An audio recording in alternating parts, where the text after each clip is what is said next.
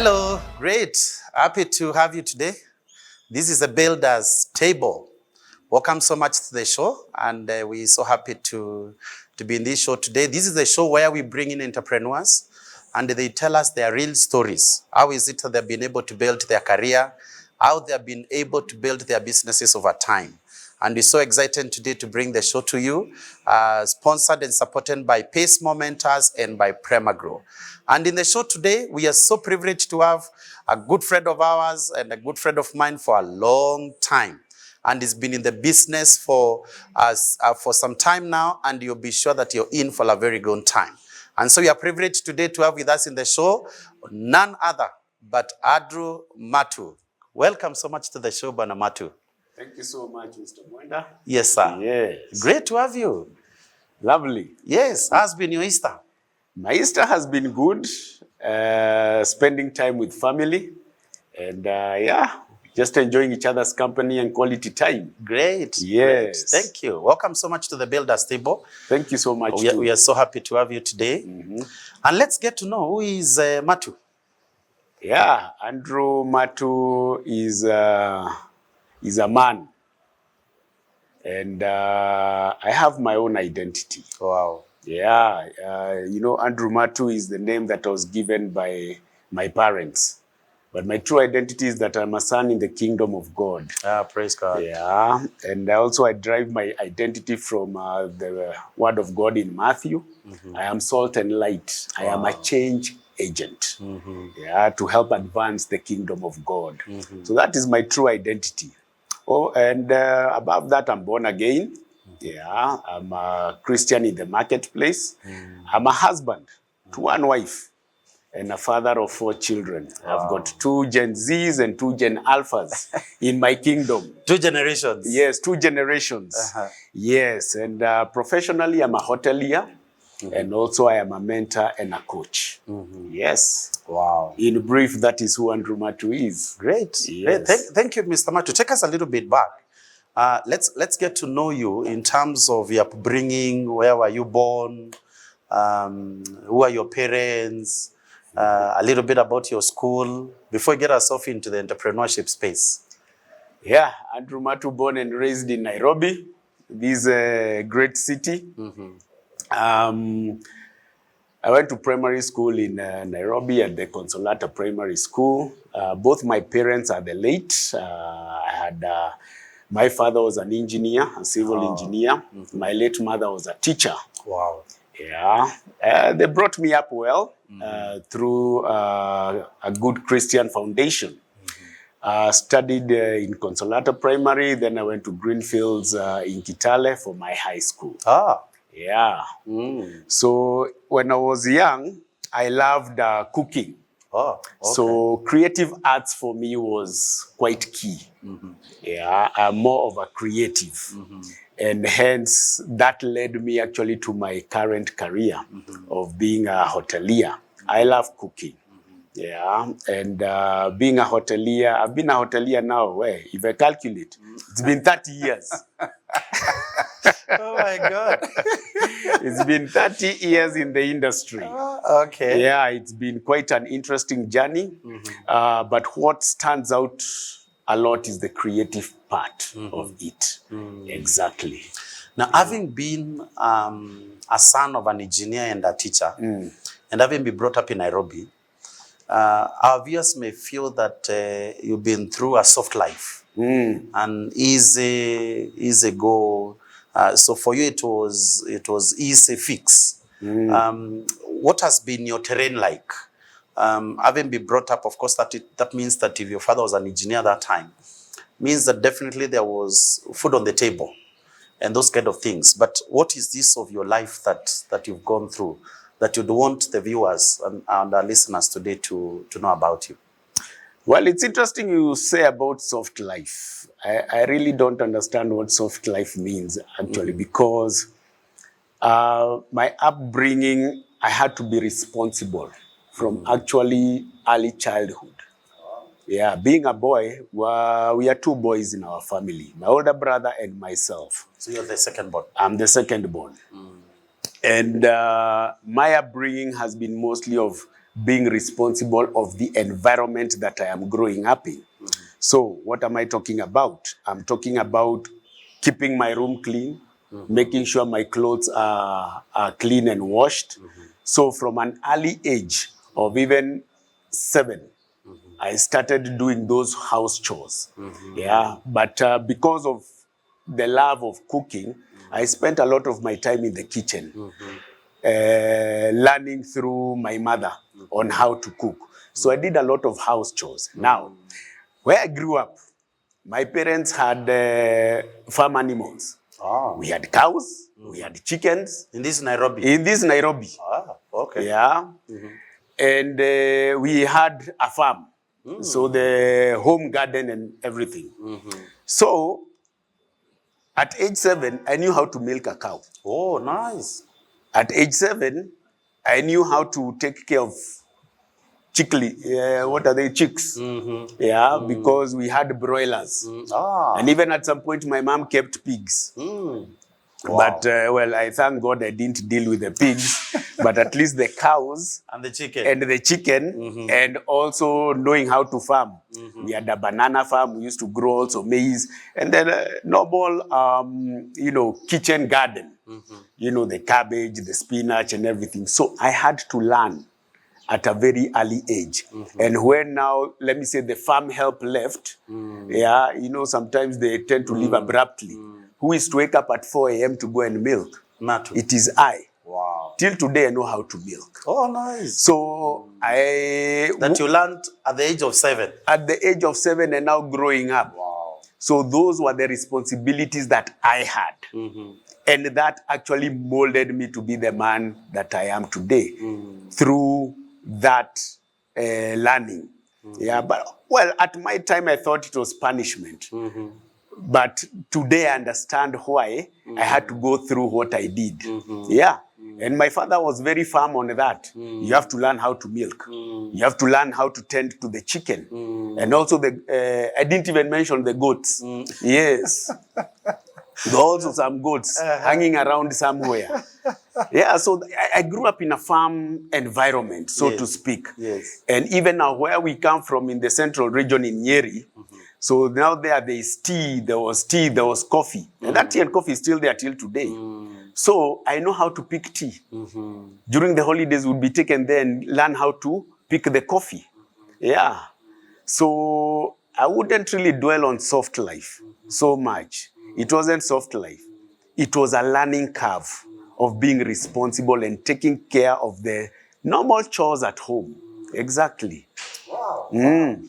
Maybe it's somebody, a young man who is listening to us. Yes. At that age. What do you want to tell them? And probably they're in this Nairobi. And maybe their family, they have a few chicken there or something. What would you want to tell them? At your age, at that time, a son of an engineer, a son of a teacher, growing up in Nairobi, and here you have goats, you have chicken, you have cows, you have all these responsibilities that you have to take care of. Yeah. What would you want to tell that person at this point?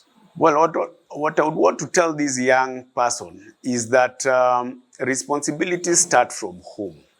Yeah. So understanding, I know we come from different backgrounds and different dynamics of life, but knowing how to tend to your normal daily chores, how to clean your room, how to make a bed, washing your own clothes, and even ironing, and even going to the kitchen and learning how to cook.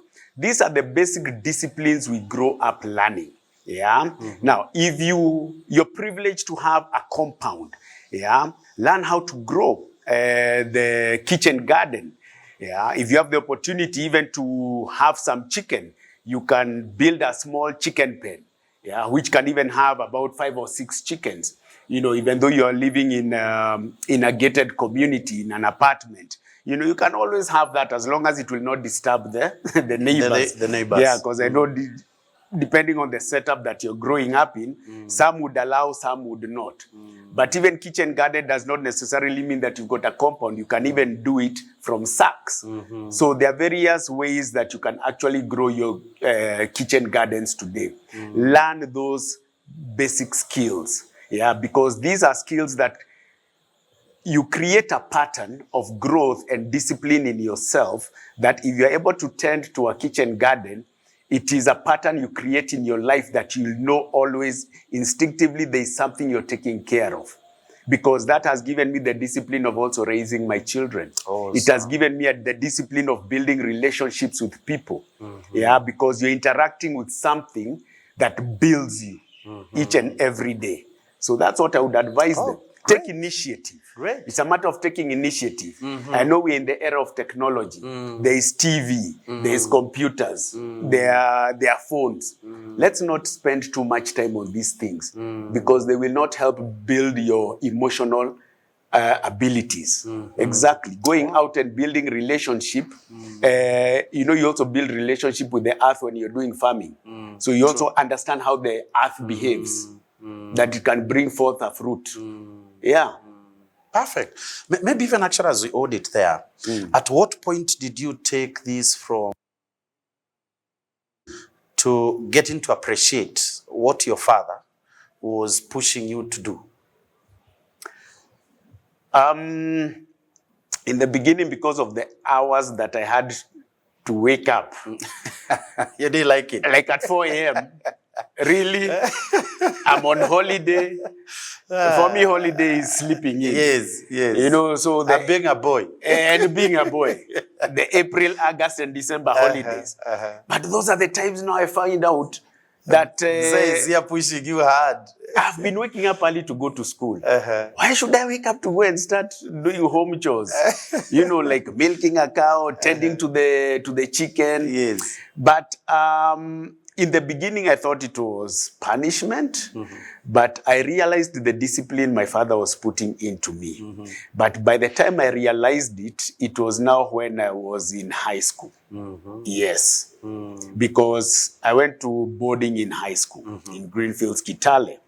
So that discipline, because I did subjects like agriculture also. So even learning that from home, I found it a soft landing now when I was in high school. And I realized, hey, I've done this before. You can relate. So that's what I took as, as a punishment. Later on, I realized it's becoming an added discipline in me, which I took advantage of.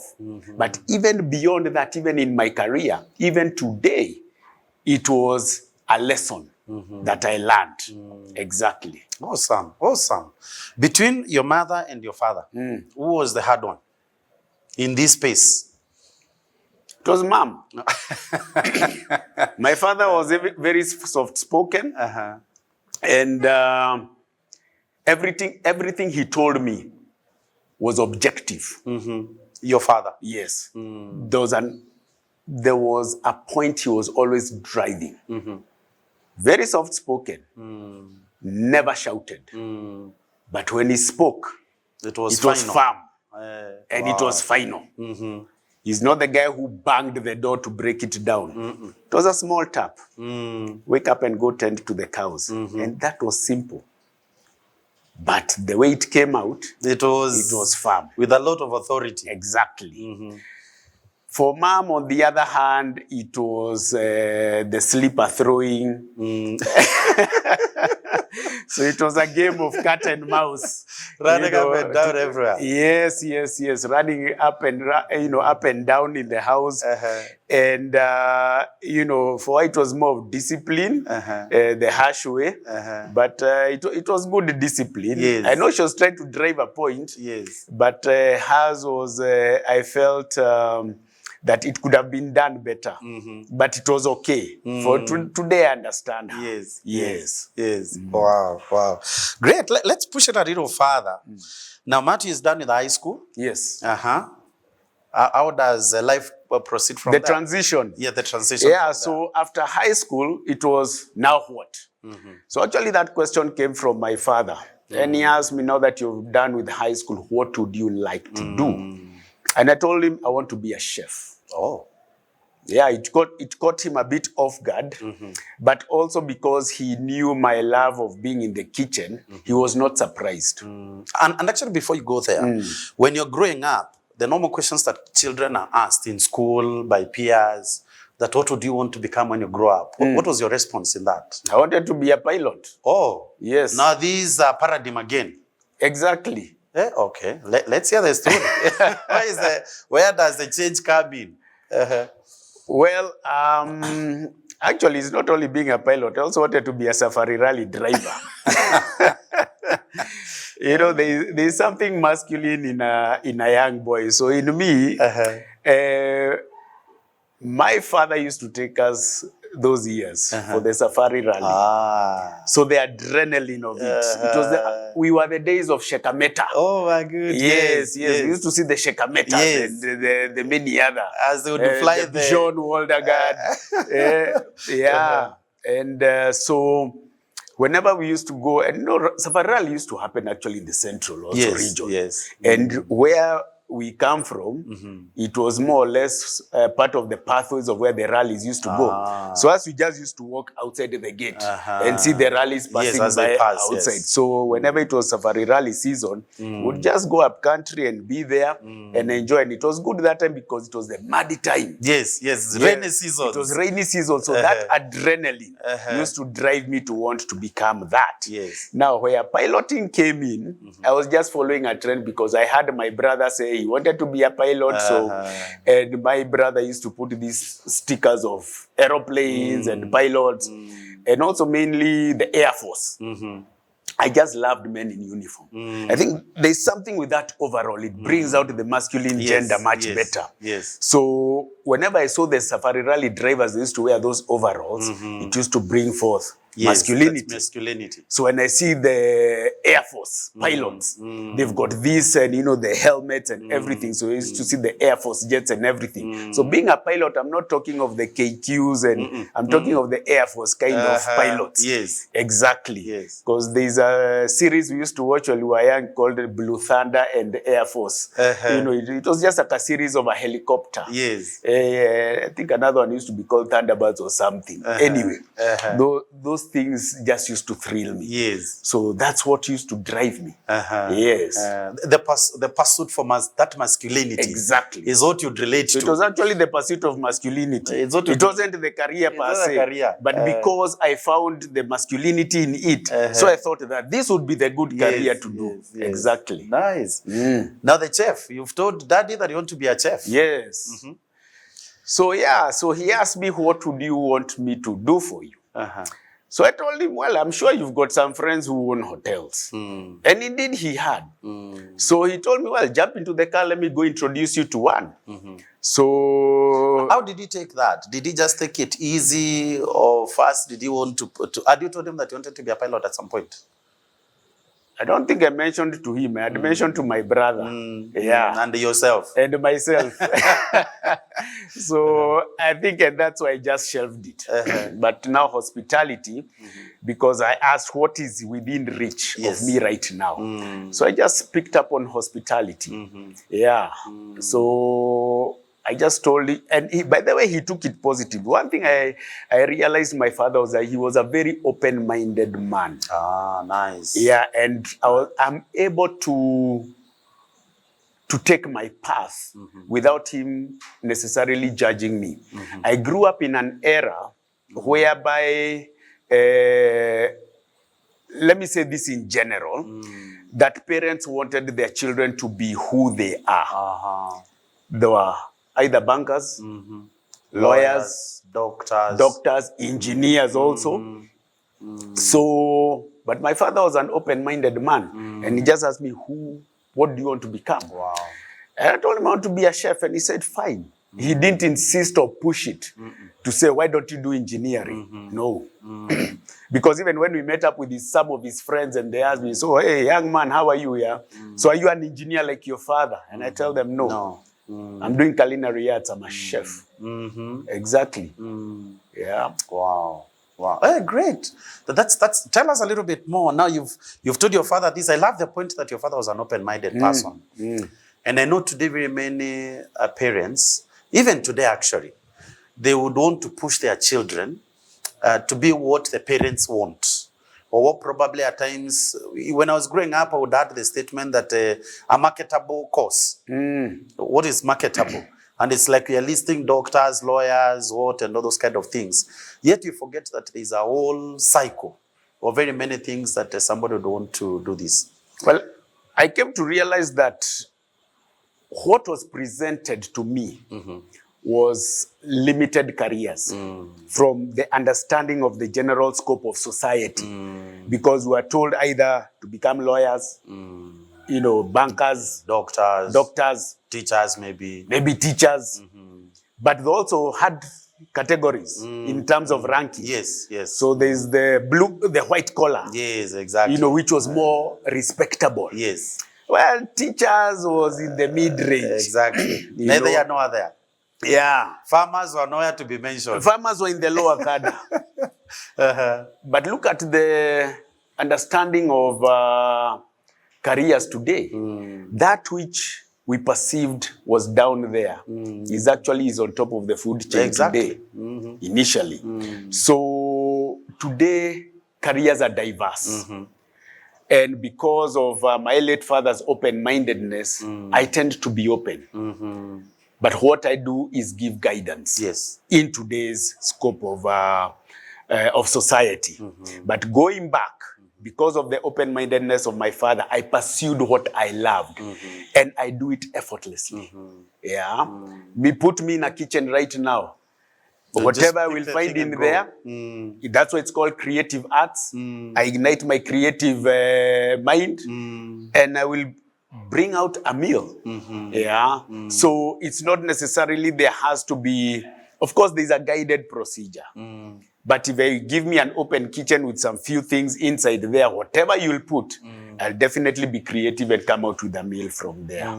So that is the space that I've grown up in. I've grown up in the creative space up to today. Wow. Yeah. Our viewers, today as we listen to our guests, Mr. Matu, who has been in the hospitality industry for over 30 years. One of the things that you've heard him mention is that his father was open-minded. And as you listen to us today, I challenge you that what level of openness of the mind are you presenting yourself to your children so that you can guide them and you support the career that they're developing in their life. As you venture into his entrepreneurial space, let's hear how has it been for the last 30 years, this thing that he desired and he learned from his mother's kitchen. Now, Mr. Matu, here you are. Now you're qualified chef. Now, what was the journey? Where did it start? You graduated, we celebrated you, and there you are, Chef Adro Matu. The journey is both local and international. Awesome. Yeah, so I did my apprenticeship here in Kenya, studied in Switzerland. Oh, nice. For 3 years, then also did my degree in the United States. And my professional career of employment started at the Doubletree by Hilton in the United States. So that's where my journey all began in terms of now employment. Got my experience, and I reached a point whereby I felt that it's good to bring this experience back to my home country. So I came back to Kenya. How long did you stay in the US? Let me say collectively, US and Switzerland is 6 years. Oh, nice. Yeah, 6 years. So I got good foundations of hospitality from the international ground, and then brought that skill set back to my home country. So now in Kenya, the journey in Kenya continued. I've worked for various hotels in Kenya, various brands. And I found myself in a very interesting space. Why I say interesting is because I found myself in the space whereby I'm either opening a hotel or restructuring a hotel. Wow. Yeah. Wow. So it is a very good thrill while going through the processes of building, seeing a hotel being built, set up structures, set up operations, and then operate it. It's a very good environment. It's also a very good space to learn. So I learned a lot in that space. So far, through the journey, I've been able to oversee and be a part of 5 hotels. Wow. Being start from scratch to building to development of structures in hotel operations and starting off the hotel in operations. I've also been able to restructure 3 hotels in my career. Wow. Basically hotels which have already been operational but need restructuring of operations. So I've also had the opportunity of going through that process. So why I say it is interesting is because out of the 5 hotels that I've been able to see being developed and also open, the 5th one was mine. Oh, nice. Yeah. So we have... Before actually when you get to your hotel, take us this journey. This is Matu. By then, were you married when in the US? No. So you're a single man? Yes. You've decided to pack your luggage and you've come back to the country? Yes. So you land in JKIA? Yes. So how does that journey before you land yourself somewhere, what is that space like? Or by the time you're leaving US, did you have a job? Or how was your story there? Well, let me say my time in the US just came to a close whereby I was to renew my documents, which I decided why not come back to Kenya. So I came back to Kenya. So it was a decision that I made. You're not staying there anymore. Exactly. For any specific reason? There wasn't any specific reason. I just decided, let me pack and just come back. Wow. Yeah. It's a good environment out there, fast-paced. But I thought, I felt that coming back to Kenya, I would come and add value. Remember in the beginning when I introduced myself, I'm a change agent. Yes. So I realized with all this understanding that I have gotten in the international scope of hospitality, and also, the wealth of information and skill set that I have acquired being out there, if I brought it back to our country, it would also be of help. Yeah, I've gone through a lot of training internationally, so now I've landed in JKIA. Yes, it's whereby now I would say I'm in between jobs. Yes. I don't know where I'm going, but I knew at least I know where I've come from. Yes, yes. You've come from a very fast-paced environment, and you've come back to our country as it is. Exactly. So now that I am here, I just know I'm back in Kenya, not knowing what to expect, but at least since I know there are hotels, you know, land somewhere. I will land somewhere. And by the grace of God, I landed on a Friday. I remember very well, because the Saturday, there was a family event somewhere. So when I just landed, my father told me, oh, by the way, we've got a family event, let's go. So when we went to attend that, I met a friend of a relative of mine who they own hotels. Wow. And they're like, Allah, Matu, he knew I'm in hospitality. So you're back? I said, yes, I'm back. In fact, we are looking for a manager. Oh my God. And that is how I landed. On Monday, you had a job. I had a job. Wow. Exactly. So I just had a break of the weekend. So Monday I had a job. So it was a transition. It was just a transition. Wow. Exactly. Wow. And not only just here. It was in Diani. Oh, nice.